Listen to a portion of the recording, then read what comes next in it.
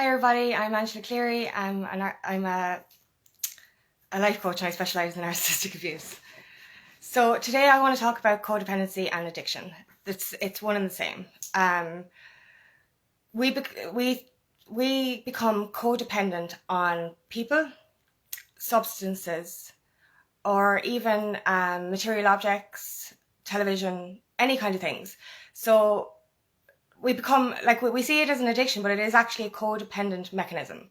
Because we have unhealed trauma, because we have an unhealed inner child, we form unhealthy attachment to certain things or objects. So that could be drink, drugs, tobacco, shopping, food, even television. Binge watching television. That's one of the biggest ones for me at the moment. We form these unhealthy codependencies, and even people. We form unhealthy codependencies to partners, to parents, to friends, but as I said, also to substances. And that, as I said, is because of unhealed trauma. Our inner child is crying out for the love that they didn't receive when they were young. So they form unhealthy attachments as a kind of a comfort, like a comfort blanket, like for a baby, a comfort blanket. We form unhealthy attachments to certain things. Now, for myself, I used to be very dependent on alcohol. Like, I was with a narcissistic alcoholic, as I said, in my 20s. So I became like him, and I drank an awful lot.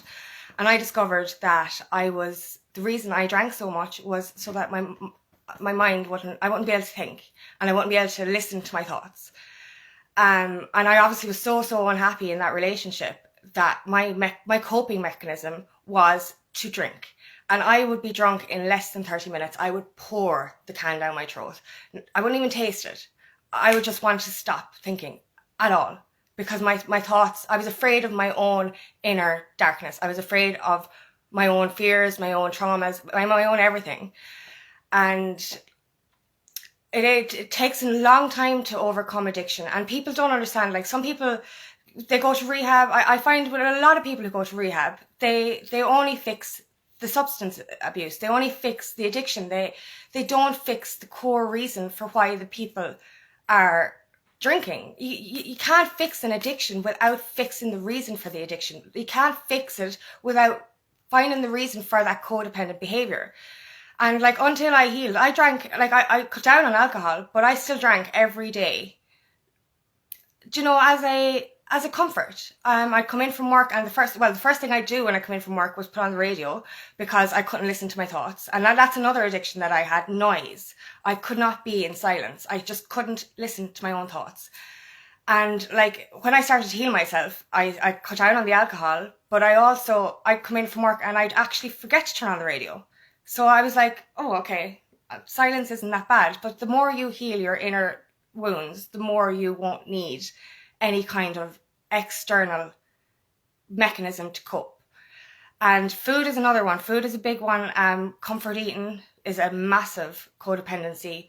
Binge watching television, that's a very massive codependent behavior as well. Drinking, smoking, drugs. And it is all just because we're so scared to face our own inner traumas. And in actual fact, it's not as bad. It's not as bad. It's the fear of facing ourselves is actually worse than actually facing ourselves. Because I know from experience, I've had actual life traumas that are worse than what my inner darkness was. So it was easier for me to finally try and heal what was inside than to avoid it. And I think that's the worst part. The worst part is avoidance and the fear. Like, and the only way out of fear is through it. So like, you have to face those parts of yourselves so as not to be codependent on anything else. Like, and I've healed so many wounds, like, through meditation, that I don't drink anymore. I don't smoke. I don't take any drugs.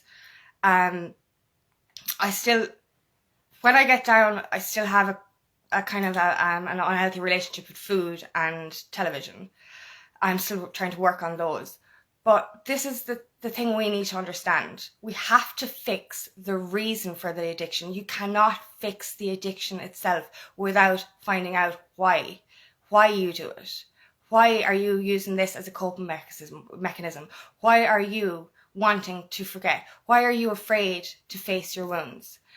Do you know? And alcohol is probably one of the worst things we can use as a coping mechanism, because alcohol was created to lower human consciousness, and it really does. You lose all sense of yourself. I've taken drugs and I've never lost control of my mind. Alcohol is the only thing that has ever made me lose control of my mind, ever. And some of the worst things in my life have happened to me when I was drunk and had no inhibitions and had no sense of self. I could not barely see in front of my face and I'd be wobbling all over the place. I could go to a pub now and I see young girls who remind me of what I was like and they can't see in front of them. That is dangerous. Alcohol is probably the most dangerous drug there is, and it's fucking legal. You know,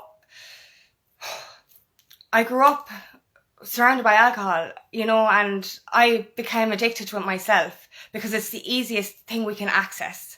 And it's fucking legal, and it shouldn't be, because it's the most dangerous substance there is, and it does lower your consciousness, and it lowers your connection to your own soul, and it lowers your connection to the universe and to who you are.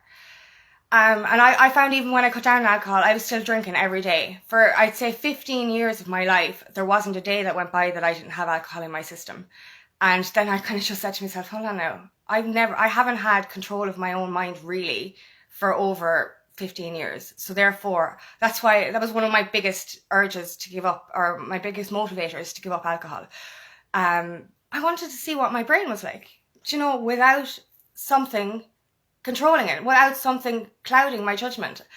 And I swear, I feel alive because I don't drink alcohol anymore, and I'm not codependent on alcohol anymore. Like my life was dictated by alcohol. You go on holiday, we're going on beer. Drink on the plane, drink before the plane, drink all the time, drink in the morning. It was just constant drink. You go to a wedding, oh, we're going for a drink. Everything was surrounded by drink. Everything was dictated by drink. Thursday, Friday after work, you get drink. Your life is controlled by the pub or drinking, the party. Like it's an escape mechanism. Addiction is an escape from facing our traumas. And I swear, once you face your traumas and you don't need a substance to make yourself feel happy, it is the most freeing and liberating thing you will ever do. It really is. And your health comes back, your mind comes back, oh my God, and your connection to your soul and divine comes back. It's an amazing, amazing thing. So, you know, instead of reaching for that drink, instead of reaching for, you know, the noise, instead of reaching for something to distract you from your brain, reach inside you. Search inside you for why you need to do this. Search inside you and see why your inner child is searching for things outside herself to feel happy. Because it's the most enlightening experience of your life to actually fix what's inside you and not need something, a substance or a drug or a drink or anything to be happy in your own space, to be happy in silence. That's the most amazing thing. And it was the most foreign, alien thing that I could ever imagine, being in silence. I was so afraid of the noise in my mind, so scared of it. And as I said, I used alcohol, I used weed, I used drugs, I used anything at all, food especially actually, to cope with the demons inside me. And when I just sat with them and actually faced my inner wounds, when I started nurturing my inner child and started loving her the way she deserved to be loved, I don't need alcohol anymore. I don't need drugs. I don't even want alcohol anymore. I tried to get tipsy after I gave up drink, and I swear to God, it was the most uncomfortable feeling I've ever had. And I will never, ever put alcohol past my lips again, because I've healed what's inside me. I've seen people go to rehab and brilliant, fair play, they've had the strength to give up the alcohol, but guaranteed they're going to go back on that alcohol at some stage because they haven't healed the core wound. You need to heal the reason for these codependencies. You need to heal what is inside you, what is hurting you, you know, and we need to form healthy lifestyle choices because of what we heal inside. So please find that inner child, meet your inner child and find her and nurture her and give her the love she needs. Because when you heal her, your life will change forever. It really will. We're all crying out for that love that we didn't get as a child. We're all crying out for that validation, and we seek for it. We seek for it in external vices. We seek for it outside of ourselves, when in actual fact, we only need to look inside. We have all that love inside us, and when we start to reparent, re-love, and nurture our inner child, we end up nurturing and healing those darkest, deepest parts of ourselves. We heal those deepest wounds. We heal the stuff that we're afraid of, and then we don't need those substances anymore. We don't need drink, we don't need drugs, and we don't need to smoke or binge eat and all that. We start to look after ourselves, we start to love ourselves, and we start to enjoy our own company. We start to enjoy our thoughts. We start to see the beauty around us when we heal those inner demons.